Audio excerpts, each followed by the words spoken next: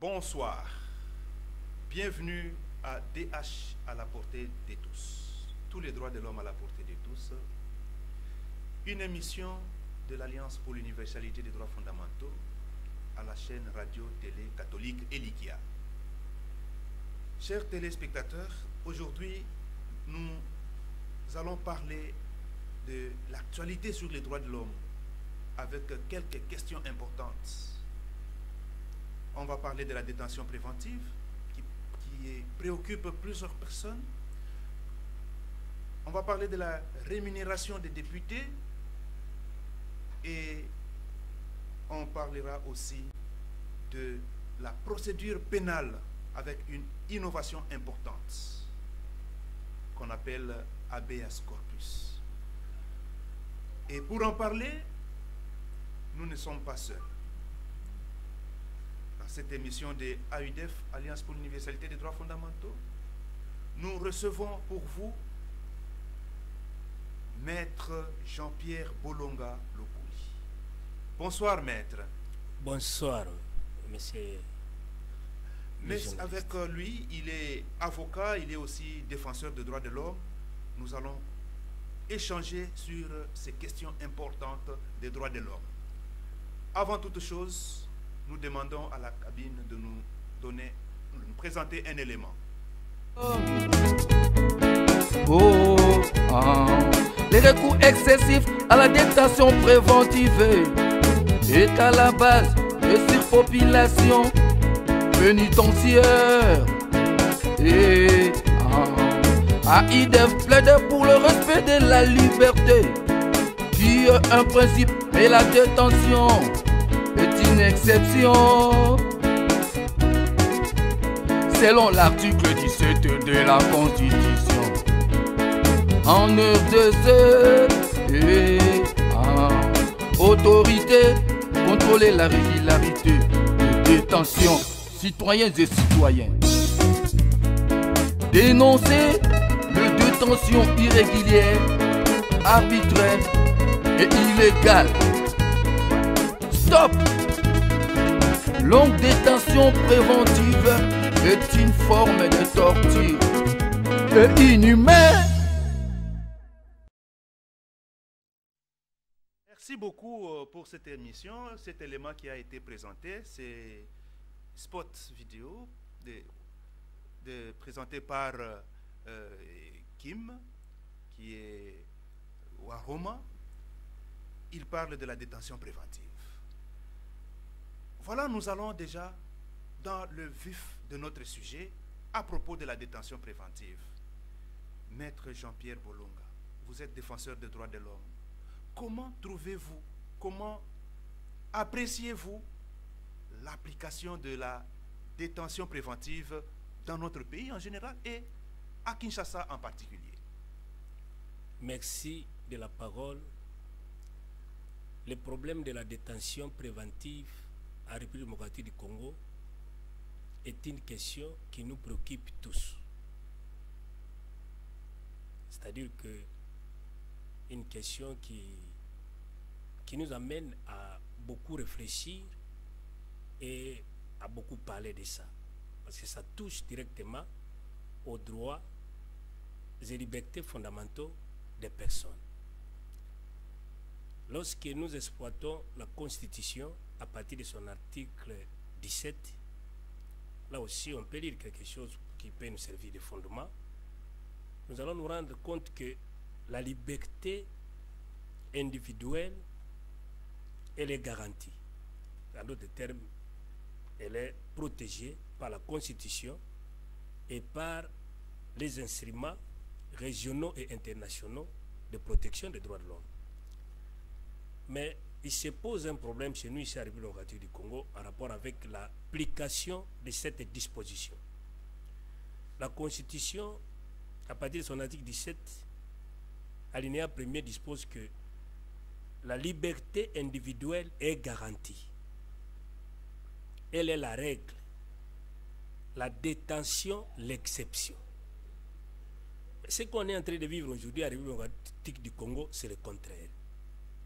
L'exception devient la règle et la règle devient l'exception. En d'autres termes, on n'en parle même pas. Ça devient une monnaie courante lorsqu'on invite quelqu'un devant une autorité judiciaire. La première des choses, le premier réflexe qui lui revient, c'est d'arrêter la personne qui est invitée, soit par un mandat de comparution, par une convocation, ou par un mandat d'amener, et le garder à vie, soit dans une maison d'arrêt, ou le jeter carrément en prison. À pas jeter une personne de toutes les façons. Ah oui, mais quand on parle de jeter aujourd'hui, parce que lorsque les conditions ne sont pas réunies, nous parlons de jeter.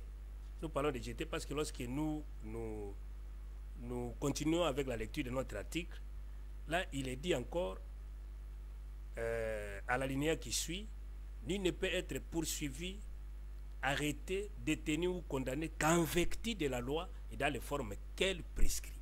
Là, ça pose un problème. Lorsqu'on arrête quelqu'un, on le met en détention, en dehors de la loi, et dans les formes que la loi ne prescrit pas. À ce moment-là, nous disons qu'on a jeté la personne est arrêtée arbitrairement. Alors, le constat que nous avons remarqué, c'est quoi? Cette privation de liberté. Nous venons de voir ici que la liberté individuelle, elle est garantie par la Constitution et par des instruments de protection des droits de l'homme, que ce soit au niveau régional et au niveau international. Mais dans la pratique, ce n'est pas ce qui s'est fait à la République démocratique du Congo. En tant que défenseur des droits de l'homme, nous avons eu à effectuer des missions, même à l'intérieur du pays, parce que vous avez parlé de l'intérieur du pays et terminé par Kinshasa. Je suis allé à Kananga en passant par Luebo et je suis arrivé même à Ilebo jusqu'à Tikapa, à Bwende, partout. Nous avons parcouru quelques provinces de la République démocratique du Congo. Nous avons remarqué que les lieux de détention sont devenus des mouroirs. C'est là où les gens subissent un traitement. La détention préventive est à la base de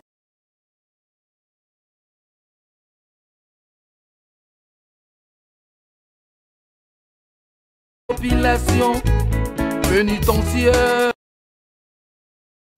qui régit les OPJ et les agents de police judiciaire. Vous allez vous rendre compte qu'on ne peut pas arrêter quelqu'un sans réunir certaines conditions. Mais ce n'est pas ce qu'on est en train de vivre à la République démocratique du Congo. Donc, la justice, on est en train d'appliquer un tarif aux gens. On ne respecte pas la loi. Les gens ne sont pas arrêtés selon les prescrits de la loi, mais selon la volonté de l'officier de police judiciaire ou de l'officier du ministère public. Pour qu'une personne soit arrêtée, certaines conditions doivent être réunies. L'infraction doit avoir un taux de peine qui doit aller au-delà de 6 mois de servitude pénale. Sa fuite doit être à craindre. Son identité douteuse. Tous ces éléments-là doivent être réunis avant de mettre la main sur quelqu'un et le mettre dans une condition de détention. En d'autres termes, lui priver sa liberté de mouvement. Merci beaucoup. À ce niveau d'abord, oui. Vous avez épinglé quelques mots très importants que nous devons tous retenir par rapport à cette détention préventive. Les indices sérieux de culpabilité. Vous avez parlé de l'infraction punissable de plus de 6 mois. Vous avez dit aussi une infraction, donc la fuite à craindre de la personne. Oui. Si on craint que la personne peut fuir ou brouiller les pistes, n'est-ce pas, de l'instruction, on peut garder en détention. Mais maintenant, quelle est la durée normale de la détention préventive? Vous avez dit on peut arrêter quelqu'un, mandat d'arrêt provisoire 5 jours. Après les 5 jours, on fait quoi? et on doit encore attendre combien de temps? Ça commence d'abord par ça commence d'abord au niveau de la police judiciaire. L'article 18 de la Constitution est clair. C'est ça même la loi mère que nous appelons la loi fondamentale. La durée de la garde à vue devant l'OPJ, elle est de 48 heures. On ne peut pas garder, un OPJ ne peut pas garder quelqu'un dans un cassio ou dans un amigo plus de 48 heures. Là, ça viole la Constitution et les lois du pays. Même la loi qui les régit. Oui. Et dans les 48 heures, l'OPJ doit faire un effort de terminer ses enquêtes policières. Lorsqu'il trouve que la personne gardée à vie, il ne trouve pas d'indice sérieux de culpabilité, l'OPJ a l'obligation de la libérer. Oui. Et si l'OPJ ne la libère pas, la loi ne parle pas après 48 heures, mais la Constitution parle dans les 48 heures. L'OPJ a l'obligation d'acheminer ou d'envoyer la personne gardée à vie au parquet. Et quand la personne arrive devant l'officier du ministère public, et que lorsque celui-là trouve qu'il y a des indices sérieux de culpabilité en rapport avec l'article 27 du Code de la procédure pénale, et s'il estime de pouvoir garder cette personne-là à détention, alors il la met sous un mandat d'arrêt provisoire qui a une durée de 5 jours. Merci beaucoup. Le mandat d'arrêt a une durée de 5 jours. Et pour la garde à vue chez l'OPJ, vous avez dit 48 heures. On lit l'article 18 pour que ceux qui nous suivent comprennent mieux les choses. On dit, article 18 de la Constitution, toute personne arrêtée doit être immédiatement informée des motifs de son arrestation et de toute accusation portée contre elle, et ce, dans la langue qu'elle comprend. Elle doit être immédiatement informée de ses droits. La garde à vue ne peut excéder 48 heures. À l'expiration de ce délai, la personne gardée à vue doit être relâchée ou mise à la disposition de l'autorité judiciaire compétente. Tout détenu doit bénéficier d'un traitement qui préserve sa vie, sa santé physique et mentale, ainsi que sa dignité. Là, nous sommes devant l'officier de police judiciaire. Et vous avez dit, après 48 heures, l'officier de police judiciaire doit transférer la personne auprès du ministère public. Et vous avez insisté que selon l'article 27, l'officier du ministère public a 5 jours. Vous pouvez nous expliquer, pendant les 5 jours, après les 5 jours, qu'est-ce qui doit se passer? Oui, nous venons de dire ici que l'officier du ministère public n'a que 5 jours pour garder quelqu'un dans un état de détention, qu'on appelle mandat d'arrêt provisoire. Dès qu'on arrive à l'expiration de 5 jours, l'officier du ministère public a l'obligation d'amener la personne arrêtée devant les juges, devant les juges de paix, pour essayer, s'il veut proroger sa détention, il doit amener la personne devant les juges de paix. C'est ce qu'on appelle la chambre de conseil, et c'est le juge de paix qui doit vérifier si les conditions que nous venons d'évoquer ici à partir de l'article 17 de la Constitution sont réunies et que la loi a été respectée, ainsi que la procédure. À ce moment-là, on peut aller de 15 jours à 15 jours. Il peut lui accorder 15 jours et ainsi de suite. Mais aujourd'hui, ce que nous avons remarqué, c'est quoi? Quand nous avons tenté de visiter certaines maisons d'arrêt, nous avons trouvé des gens qui ont été arrêtés par l'officier du ministère public, qui ont fait des mois et des mois là-bas, qui n'ont jamais été amenés devant le juge de paix, en d'autres termes à la chambre de conseil, pour essayer de prolonger sa détention.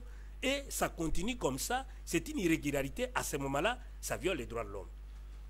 Ça viole les droits de l'homme. Merci déjà à ce niveau. Vous avez dit mandat d'arrêt provisoire, une durée de 5 jours. Après les 5 jours, le magistrat du parquet peut encore continuer à instruire ce dossier et il a à cet effet, il présente en chambre du conseil. Et donc, c'est la chambre du conseil qui autorise le magistrat de parquet de continuer à détenir. Tout à fait. Pendant combien de temps? Pendant 15 jours renouvelables. Après 15 jours, c'est un mois. Un mois. Un mois renouvelable. Tout à fait. 15 jours, un mois renouvelable. On peut renouveler combien de fois? Est-ce qu'on peut renouveler plus de 2 fois, plus de 3 fois, 4 fois? Selon l'article 28, oui, jusqu'à l'article 32 du code de la procédure pénale, cette prolongation ne peut pas aller plus de 3 fois. Alors, ça ne peut pas aller plus de 3 fois. Mais ce qu'on a remarqué aujourd'hui, c'est quoi? Nous nous retrouvons avec des gens qui sont sous l'autorité de l'officier du ministère public dans un état de détention, mais qui ont déjà fait plus de 2 ans. Il y a même des gens qui ont fait 1 année, 2 ans, sans que ces personnes-là ne soient présentées devant leur juge naturel, sans que le dossier ne soit fixé au niveau du tribunal. Alors, à ce moment-là, ça viole la régularité de la détention préventive, parce que cette détention, elle est régie par des normes, par la loi. Et lorsque la loi n'est pas respectée, une telle détention devient une détention illégale. Et ça viole l'article 67 du code pénal qui régit l'infraction d'arrestation arbitraire, de la détention illégale et de l'enlèvement aussi. Merci beaucoup. Il y a des détentions préventives qui sont illégales, arbitraires, et ça peut même constituer des infractions pour le magistrat qui doit traiter, examiner le dossier. Parce que chaque magistrat est responsable du dossier qu'il est en train de suivre. Et donc, comme nous voyons, après avoir respecté les délais, le magistrat peut fixer le dossier. Mais s'il ne fixe pas, au-delà de 4 mois, 6 mois, 1 année, ça devient une arrestation arbitraire, une détention illégale. Ok, merci. Nous allons encore revenir sur cette question, parce que avec le griot à Roma, il a parlé, il a chanté qu'il y a des détentions, de longues détentions préventives, arbitraires et illégales, et sans contrôle de l'autorité. Et donc les autorités sont interpellées pour ainsi surveiller la détention préventive. À ce stade, nous saluons et nous félicitons toutes les autorités, les magistrats qui venaient d'être nommés tout récemment au parquet général, à la cour, devant les hautes juridictions, et le cri de cœur, le cri de la population, qu'ils puissent veiller vraiment à cette question de détention préventive. Nous allons passer à un deuxième sujet. Ça fait couler l'encre et salive. On parle un peu partout de la rémunération des députés. Maître Jean-Pierre Bolonga, vous avez suivi aussi aujourd'hui à travers les médias et partout, la population, dans tous les bureaux, question d'actualité, la rémunération des députés. Est-ce que vous avez un commentaire à faire à ce sujet? Avant de pouvoir parler de la rémunération des députés, j'aimerais aussi ajouter quelque chose en rapport avec le premier sujet que nous venons de traiter. Nous devons aussi faire savoir à ceux qui nous écoutent que, à part, nous avons des juridictions. Le juge, il est là. On a parlé de la chambre du conseil, mais cette obligation légale doit aller jusqu'à la cour d'appel. Mais il y a d'autres justiciables qui sont considérés comme les hauts fonctionnaires de la République. Lorsqu'on veut prolonger leur détention, on ne va pas les amener à la chambre du conseil. C'est la Cour de cassation qui va examiner la régularité de leur détention. Et dans les cas d'espèce, lorsque la Cour de cassation estime que on doit garder la personne dans un état de détention, alors ça se transforme en résidence surveillée. C'est le cas de Jean-Marc Kabound qui est en prison, et nous sommes en train de regretter parce qu'il y a des dispositions lorsque nous lisons la loi organique relative à la procédure devant la Cour de cassation. Cette loi, elle est claire que lorsqu'on est devant un député ou un sénateur ou un ministre, ils sont les justiciables de la Cour de cassation, ces personnes-là ne peuvent pas être amenées directement en prison. On doit transformer la détention préventive en résidence surveillée. Et la même chose doit se faire au niveau de la Cour constitutionnelle en rapport avec le Premier ministre et le président de la République. Pour terminer cette parenthèse, nous, au Congo ici, ceux qui ont fait l'intérieur du pays, comme nous autres, nous avons remarqué que les vieilles prisons qui ont été construites depuis l'époque coloniale, ce sont les mêmes prisons qui gardent les personnes détenues aujourd'hui. Allez à Bwende, depuis 1947, la vieille prison de Bwende a été détruite depuis l'arrivée de l'AFDEL en 1997 jusqu'au jour d'aujourd'hui. Bwende, qui est le chef-lieu d'une province, n'a pas de prison aujourd'hui. Tout le monde qui est arrêté là-bas, on l'amène directement au camp militaire. Et quel traitement qui sont en train de subir là-bas? Un traitement inhumain. Je vous assure que j'ai été à Bwende, j'ai même des éléments, et vous allez vous rendre compte que les gens vous dorment sur les caca. J'ai trouvé des autres même nus. Quand j'ai demandé à cette détenue pourquoi tu es resté nu, il dit non, j'ai mangé ma culotte parce que je ne mange pas, ça fait de cela 3 ou 4 jours. Ce sont des traitements inhumains et dégradants, raison pour laquelle nous attirons l'attention de notre gouvernement à travers la ministre de Justice de pouvoir organiser une bonne politique qui doit vraiment prévenir la santé, la vie et respecter les droits de la personne arrêtée, parce que même quand on arrête quelqu'un, cette personne-là continue à garder un bon nombre de droits qui sont opposables à l'autorité publique. Merci beaucoup, alors, Maître Jean-Pierre. Nous allons revenir à cette question-là. C'est vrai qu'il y a la résidence surveillée et les conséquences de la de longues détentions préventives illégales, hein, c'est la surpopulation pénitentiaire. Donc la surpopulation carcérale, il y a beaucoup de détenus que prévus par les établissements pénitentiaires que nous avons, ce qui entraîne aussi les conditions de vie vraiment médiocres pour tous les détenus. Donc il y a beaucoup de ces choses-là. On va encore y revenir et peut-être qu'on trouvera des occasions pour entrer dans les détails. Merci beaucoup pour votre parenthèse. On y revient tout à l'heure. Alors nous parlons de la rémunération des députés. Les députés, ces derniers temps, nous avons été choqués de la révélation d'un homme politique que tout le monde croit. Il a montré aux gens, il a décrié, il a dénoncé une situation qui a préoccupé et qui continue à préoccuper la population congolaise aujourd'hui. On nous a montré qu'un député touche aujourd'hui 21 000 $. Cela avait été dénoncé par M. Martin Fayoulou et il n'était pas le seul qui avait parlé de ça. Cela avait été confirmé par Honorable Sessanga et dernièrement ici, il y a eu même un autre député national, Daniel Safou et les autres là qui ont confirmé que réellement, ils perçoivent 21 000 $ à l'Assemblée nationale. De l'autre côté, nous avons vu aussi l'honorable Eliezer Ntambwe qui était passé brandir un bulletin de paye qui fait état d'un montant de 16 millions de francs congolais qui c'est 8 000 $. À peu près 8 000 $, il s'est été arrêté là. Mais quand on a essayé de continuer avec des investigations, on nous a montré que ce qu'Eliezer Ntambwe a montré, c'est ce qui est officiel.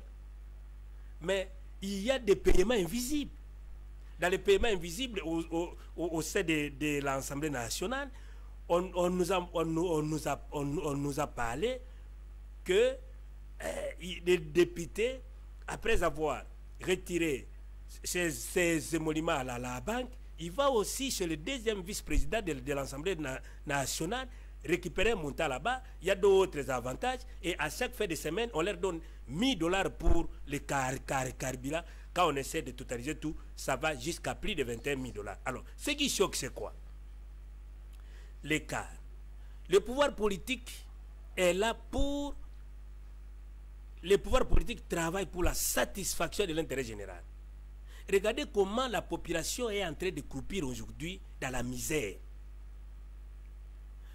Quand on dirige pour la satisfaction de l'intérêt général et non pour ses propres intérêts. Parmi les droits de l'homme, nous avons aussi les droits économiques, sociaux et culturels.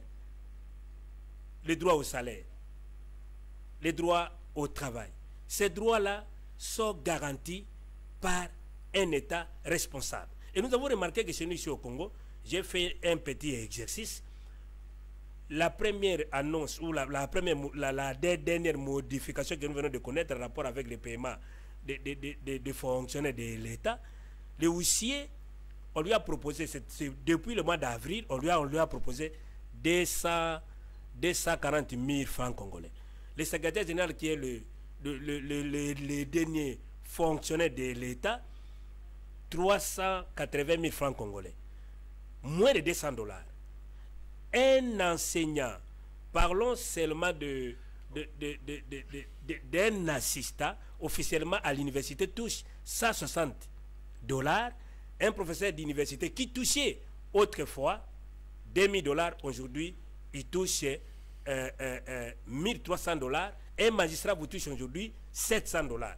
Alors qu'un député va jusqu'à toucher $21 000, ça choque. Bon, avant de venir ici, je suis en train de citer, s'il vous plaît, avant de venir ici, je venais de suivre une émission. On a dévoilé le traitement des hauts dirigeants de la République.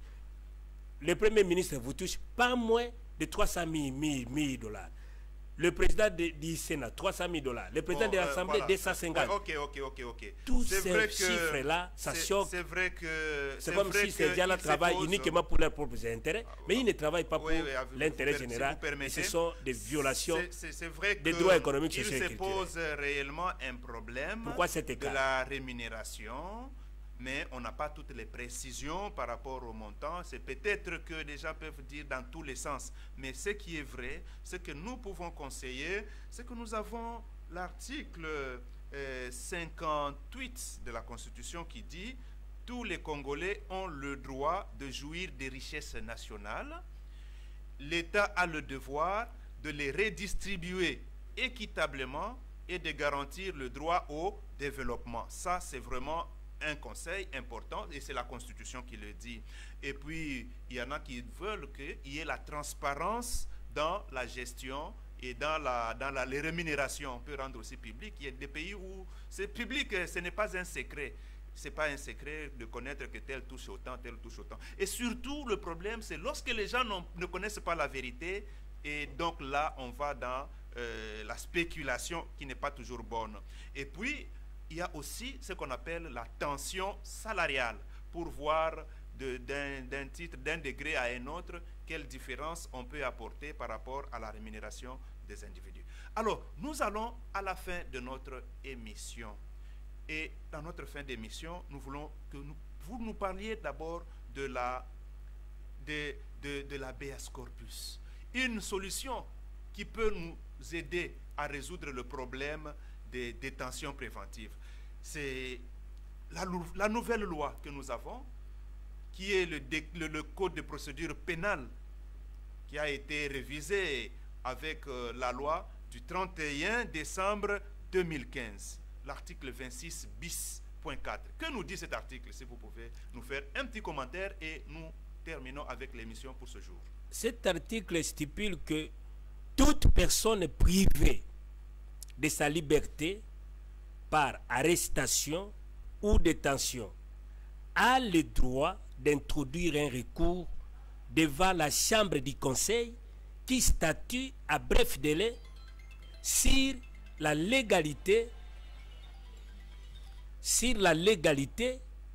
de sa détention et ordonne sa libération si la détention n'est pas conforme au motif et selon la procédure déterminée par le présent code. Merci Ça, beaucoup. C'est une innovation. Merci beaucoup. Nous allons revenir et insister sur cette question. que le droit de toute personne arrêtée de saisir la chambre du conseil. C'est légal, c'est la loi, et nous demandons, nous plaidons auprès de tous les magistrats qui viennent de prendre les fonctions et qui ont toujours été là, de faire appliquer cette loi, de recevoir les requêtes des personnes en chambre du conseil, c'est le tribunal de paix, pour examiner la légalité de détention. Voilà, nous avons terminé avec cette émission de ce jour. Nous avions reçu M. Jean-Pierre Bolonga, et avec lui, nous avons touché des questions importantes d'actualité des droits de l'homme, notamment la détention préventive, la question de la rémunération, et nous avons ouvert un autre sujet sur l'habeas corpus, qui est le droit de tout détenu de saisir la chambre du conseil. Nous avons été accompagnés par M. Jires Nzunzi, M. Roger Chita, sous la direction de Hugues Kibao. Ainsi, vous avez suivi, nous avons suivi, partagé ensemble sur la RTCE, à l'émission DH à la portée de tous, cette émission de ce jour. Nous sommes à la fin de cette émission. Portez-vous bien et à la prochaine.